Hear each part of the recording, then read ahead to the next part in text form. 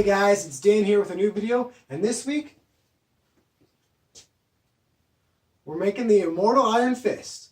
So this is going to be a costume that has to be able to move in, so it's stretchable and flexible, and you have to be able to do parkour because I have a friend who doesn't have a costume for a parkour gym that's dressed up. Yeah, so let's get into how I made a stretchable, flexible, fun Iron Fist. Okay, so I started with getting really cheap sweatshirts, sweatpants at Walmart, and as you can see right here, I've pinned. It's close to my side. I'm going to take some tape it on to where the edges go because I'm not sure I'm going to be able to take this out without the pins popping off and stabbing me because they're sharp. So I'm going to put some masking tape along these lines. I'm going to do it on the sleeves too, and then I'm going to try to sew up so it looks tighter and has a more form-fitting than just being a loose sweatshirt because it's a, you know, form-fitting. It's a superhero. Yeah, don't you hate it when masking tape just doesn't rip straight?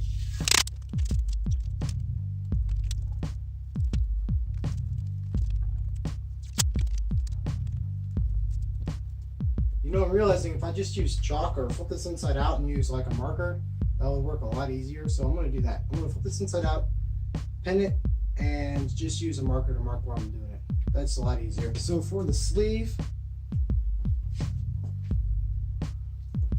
I don't know if you can see these dots, but I put some dots by just hanging it on my arm with this seam at the very bottom, pinching where I need it to be at, and then marking that side. And I'm going to just do a straight line, same distance from this center line all the way down for the sleeve, and then I'm going to continue that with the bunching up on these corners. I'm going to make these lines a little straighter and better, but they're going to follow my curve, so these are going to curve a little more. Yeah, I'm just going to do that for both sides. And I'm just going to do like a, I think it's called a running stitch, just to test out each shape. And when it's the right size, then I'm going to do the actual zigzag because I don't have a serger. But I'm just going to do zigzag and then maybe do a top stitch if I need to, but I think zigzag should be fine. Yeah, so here's all the seams pulled in. I have just a straight stitch going through, so I'm going to do a zigzag stitch because it's flexible material and it's going to hold a lot better than just a straight stitch. As you can see, I did a couple of lines and then I kept on pulling it in more and more. So just make sure that it looks good, but you're also able to get out of it. This is a little hard to get out of because it's not like Under Armour material, so you have to like really be careful. But yeah, so I had a 2-inch seam down here, and then I pulled it in a little. All right, so stitching and then cutting. That's the next step. Then we do the same to the pants. Yeah, it's super flexible. Look at that, perfect. So we got the regular stitch here, the zigzag stitch, making it so it doesn't break. Yay, look at that. All right, so same to the pants, but probably not super tight. I don't know.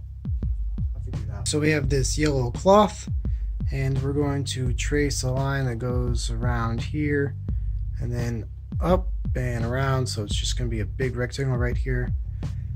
And you just sort of have to figure out how big your head is and make it so it fits. So this side wraps around your head, and this side turns into the thing you tie. So let's cut that out, show you about how big it is. Yeah, so excluding all the strings I have on me from not cleaning this off yet. So what I did was I made this out of cloth. I'll show you that. I wrapped some off-white fabric around me, put some Velcro on it. I'll show you some of those measurements. And all we have left is to put the emblem right here, and this will complete a pretty simple Iron Fist in your hand, which you can move in, and it's all around just a flexible one, so you can do parkour in it.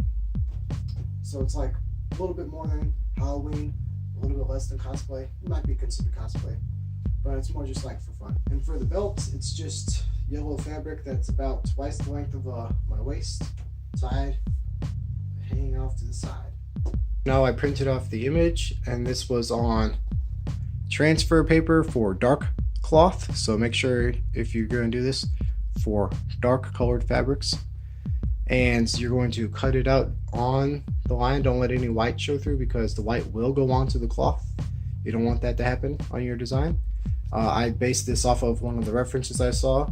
So if this doesn't look exactly like what you think his logo should, that's because I've been basing it off of just one reference and I'm doing that for the entire thing. I would recommend using an X-Acto knife when cutting these out because you really want to get all the edges to not show like any white. And now let's iron it on following the instructions. Since everyone's is probably going to be different, I'm just going to iron it on and you're just going to follow your instructions. Alright, so here it is. This is the Iron Fist finished. It's from the one reference that I looked at, and that's why everything looks a little different than most other things, but that's okay because you can do whatever you want for cosplay. So, we did this mask, the shirt, drawn in the seams on the pants and the shirt, drew out a cloth just for the belt that's about twice as long as your normal belt length, and put Velcro on these. So let's look at these first. I just wrapped some off-white cloth onto my hands, cut it about that width, and I made it look tattered on purpose because it looks tattered in the reference I saw. And I started with just putting a piece of Velcro right here, sewing it on, wrapping this around so it attaches to that point, going around and around, and then I have another piece right here that attaches, and it just goes like that. You obviously make it look good when you do it, and that's what both of them do. Like I said, the belt was just cut about that width, and it's twice the length of what a normal belt will be, so it droops down enough. And this, let's show you how I made the shape for this. Here's the shape of the mask. I initially had it a lot wider and a lot longer, and I had these strings longer too, and I just kept on putting it on my head, taking a pencil and marking out where it doesn't go. I'll put the measurements on screen here, and then for the face part, I just traced onto my eyeballs like I put it on, and very lightly, do not poke your eyes out, traced over my eyes where they went, and then drew each one of these on with a Sharpie. And Sharpie bleeds, so I had to do it with a thick Sharpie on the inside and then a light Sharpie to do the outside line. It still bled a little, but it's okay. So you can seam the edges if you want to with a sewing machine.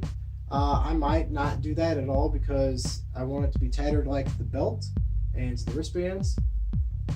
If it comes to fraying too much, I might just sew it anyways, but that's the shape. The curve helps with how it droops in the back.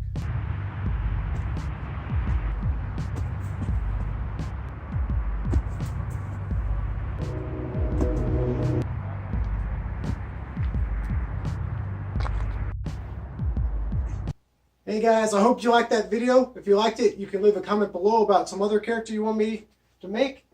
You can also check out my Patreon. Patreon is where you can support this channel. You can have stuff happen like this.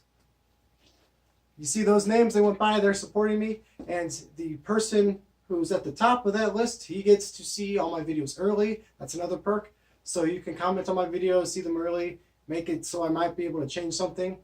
Alright, so you can check out some of my other videos where I make stuff, or I also might do some parkour. You might see a parkour jam video, potentially, with me as Daredevil and my friend as Iron Fist.